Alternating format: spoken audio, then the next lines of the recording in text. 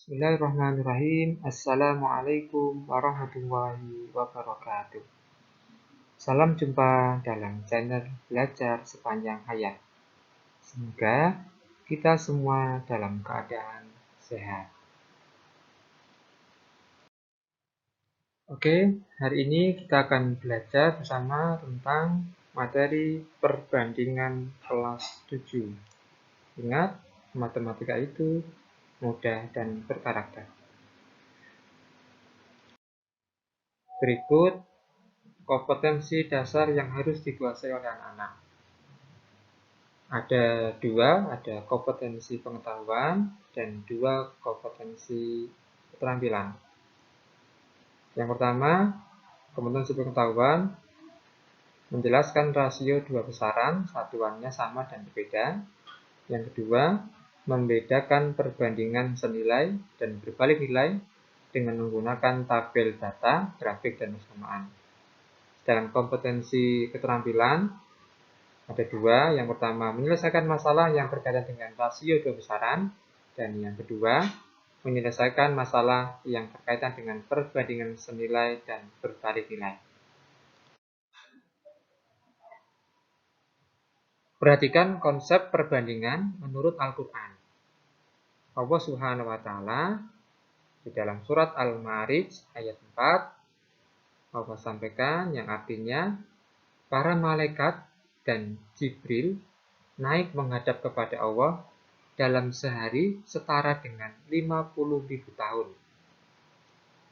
Ayat di atas menjelaskan tentang perbandingan waktu antara di dunia dan dengan di akhirat yang setara dengan satu hari sebanding dengan 50.000 tahun. Nah, hari ini kita akan belajar tentang mengenal perbandingan dua besaran. Kita akan mempraktekkan langsung di KD 3.7 dan 4.7. Oke, perhatikan gambar di atas. Ada mata uang kertas dan juga ada mata uang logam. Nah, dari gambar di atas dapat dijelaskan ada tiga hal. Yang pertama, 4 dari 11 jenis mata uang, ini ada 11 ya, 4 dari 11 mata uang yang digambar adalah mata uang logam. Jadi yang logam ada 4. Yang kedua,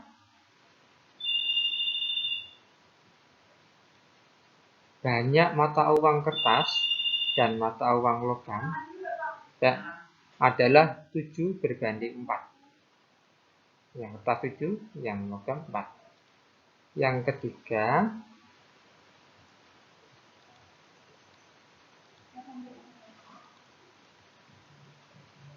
banyak mata uang kertas adalah 3 lebih banyak daripada mata uang logam.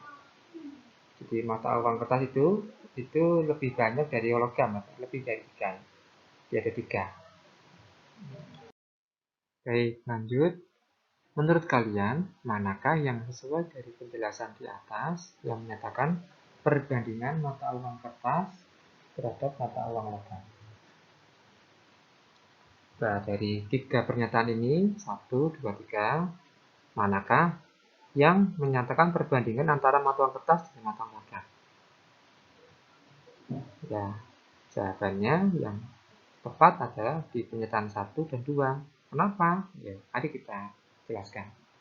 Pernyataan pertama yaitu membandingkan banyaknya mata uang kertas dengan banyaknya seluruh jenis mata uang dalam gambar. Jadi ini dibandingkan, jadi banyak mata uang kertas dibandingkan dengan seluruh mata uang yang ada. Pernyataan yang kedua, jadi banyak mata uang kertas dan mata uang logam, berarti menjelaskan tentang membandingkan banyaknya mata uang kertas dan banyaknya mata uang logam. Sedangkan yang ketiga, ini tertulisnya banyak mata uang kertas adalah 3 lebih banyak daripada mata uang logam. Berarti ini menjelaskan tentang membandingkan selisih. Selisih itu apa toh? Itu yang besar per yang kecil. membandingkan selisih antara banyak mata uang kertas dan mata uang logam di dalam tabel. Dari penjelasan di atas, maka kita bisa simpulkan perbandingan merupakan suatu proses membandingkan dua besaran yang sejenis dan memiliki satuan yang sama, baik dalam jumlah maupun ukuran. Terus, bagaimana cara menyatakan suatu perbandingan? Yang pertama dengan pecahan. Misal 2/3. Yang kedua, dengan cara dua bilangan yang dipisahkan oleh 2,2. Kali 2 dibagi 3. Atau yang ketiga, caranya dengan dipisahkan dengan kata dari. Misal 2/3. Itu artinya 2/3. Baik, kita lihat contoh. Siswa SMP IT Nida Likma diwawancari untuk memilih ekstrakurikuler jenis seni dan olahraga. Dari 200 siswa, ternyata ada 150 siswa memilih ekstrakurikuler jenis olahraga dan sisanya memilih ekstrakurikuler jenis seni. Tentukan rasio atau perbandingan banyaknya siswa yang memilih ekstrakurikuler jenis seni terhadap jumlah siswa SMPT yang diwawancarai. Dari sini kita bisa ambil jawaban. Yang pertama, jumlah siswanya 200 siswa. Kemudian yang milih ikut jenis olahraga itu ada 150. Berarti sisanya berapa? Sisanya berarti yang ikut seni ya 200 dikurangi 150. Ketemunya 50 siswa.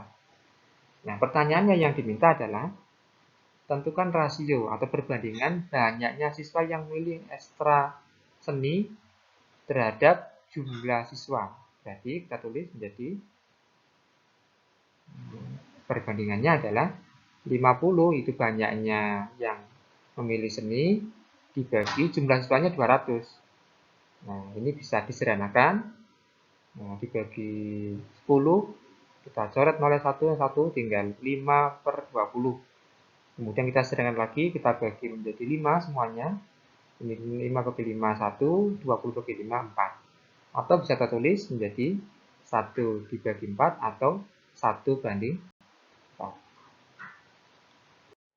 Contoh 2. Berat badan kakak dibanding adik adalah 8/6. Jika berat badannya adik adalah 12 kilo, berapakah berat badan kakak? Berapa ya? Nah, jawabannya kita lihat berat badan kakak berarti di dalam perbandingan ini berat badannya adalah 8. Berarti kita tulis 8 dibagi. Nah, yang diketahui ini berat badan adik 12. Berarti nanti dibagi 6. Ini punya adik 6 dikali 12 yang punya adik. Nah, caranya bagaimana? Kita sederhanakan, kita coret semuanya dibagi 6. 6 bagi 6 1, 12 bagi 6 2. Sehingga tinggal 8 dikali 2 ketemunya 16. Jadi berat badan kakak adalah 16.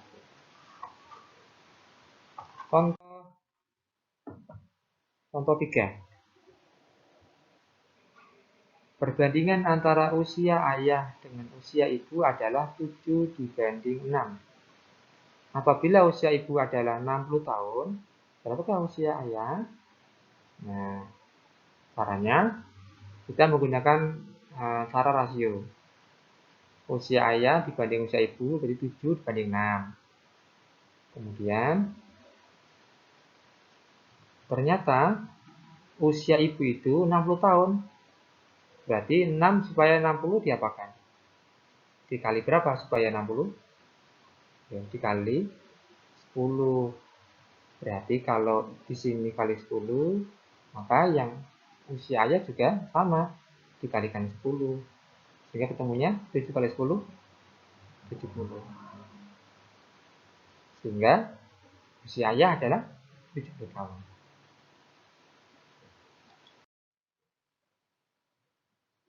Lanjut contoh 4. Perbandingan tinggi badan ibu dan anaknya adalah 8 dibagi 3. Apabila selisih tinggi badan keduanya adalah 100 cm, berapakah tinggi badan ibu? Kita menggunakan cara pecahan. Tinggi badan ibu, bandingannya 8 dibagi selisihnya, jadi perbandingannya kita kurangi 8 kurangi 3 dikali selisihnya 100, jadi kali 100. Nah ini 8 kita kurangi 3 menjadi 5, sehingga ini kita sederhanakan 5 dibagi 5 100 bagi 5 20. Jadi hasilnya 8 kali 20 ini 160. Jadi tinggi badan ibu adalah 160 cm. Oke, kita lanjut contoh 5. Perhatikan diagram lingkaran berikut. Dalam lingkaran terdapat anak yang gemar olahraga badminton ada 130 derajat, yang gemar sepak bola 100 derajat, yang gemar karate 80 derajat. Berapa kira-kira anak yang gemar olahraga karate?